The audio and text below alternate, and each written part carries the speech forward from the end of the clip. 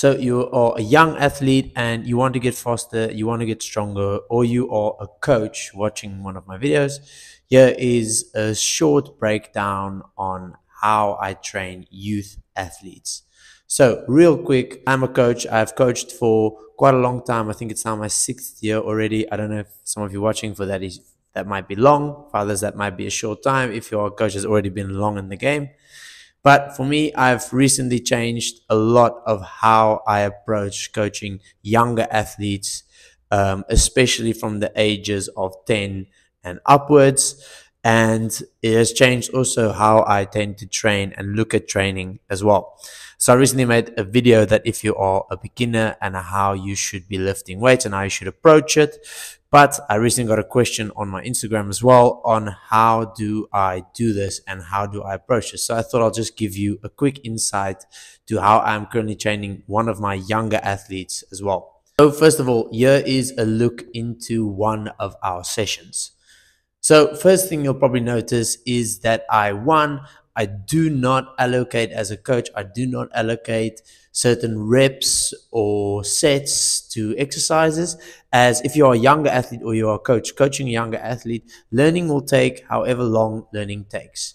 Especially if I add in some type of game or some type of thing like that. If a kid is really having fun and expressing himself and there's a lot of intent in the game, then you just let it happen for as long as it kind of needs to. As long as you're ticking 4 to 6 boxes of these things on the list, then you have a pretty good workout. Geez, it's cold. So as you'll see, I'll usually always include type of categories. I don't really name exercises or any stuff like that. And I also include some form of games.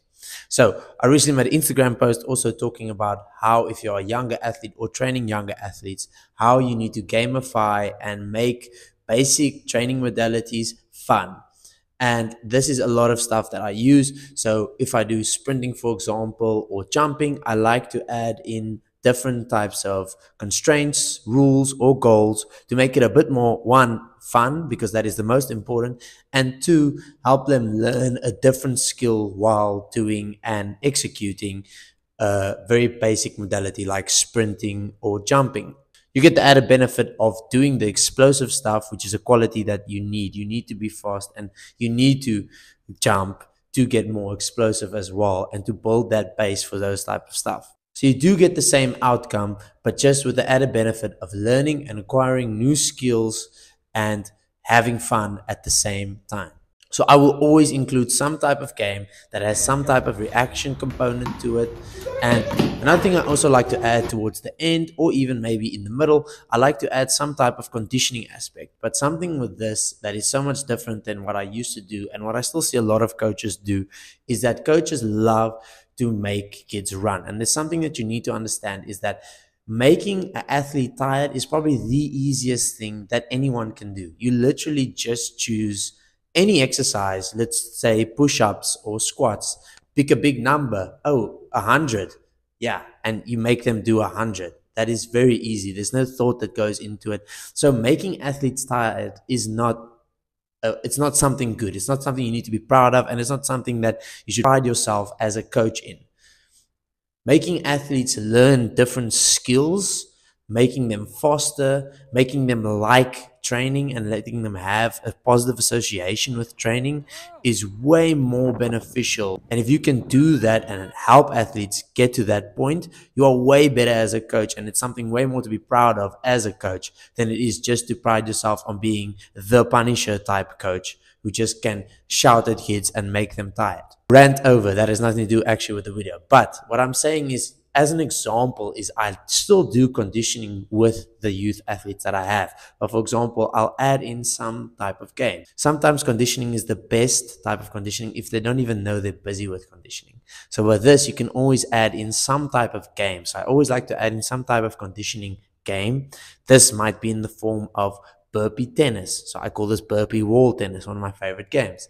Another one will be with a balloon. You can even, for example, I like to do balloon shuttles. You add a balloon in the middle, tap the balloon up every time you run past it and touch the cone on the opposite side, and see how many times you can touch these cones.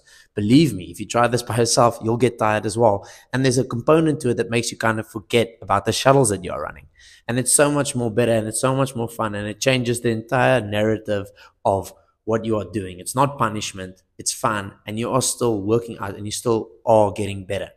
The other stuff I like to include is the basics. So I like to include the basic stuff of push-ups or bench press, any type of pressing away from you, any type of pulling towards you. This could be pulling towards you in a horizontal manner, towards you in a vertical manner.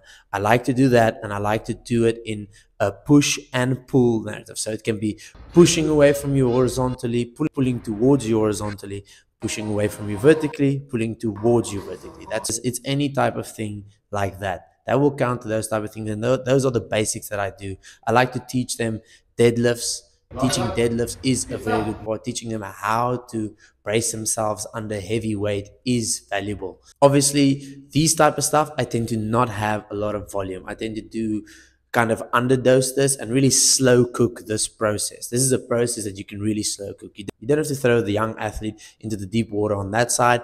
For that, you can really slow cook this process, as this is something that they don't need intense volumes of. You don't need to injure a kid in that type of thing. It's very unlikely, but if you're going to do it, it's probably going to be because volume, because they are undertrained at that age. They haven't experienced a lot of that type of training. So this thing, you really want to slow cook that process, and you don't need to do a lot for that.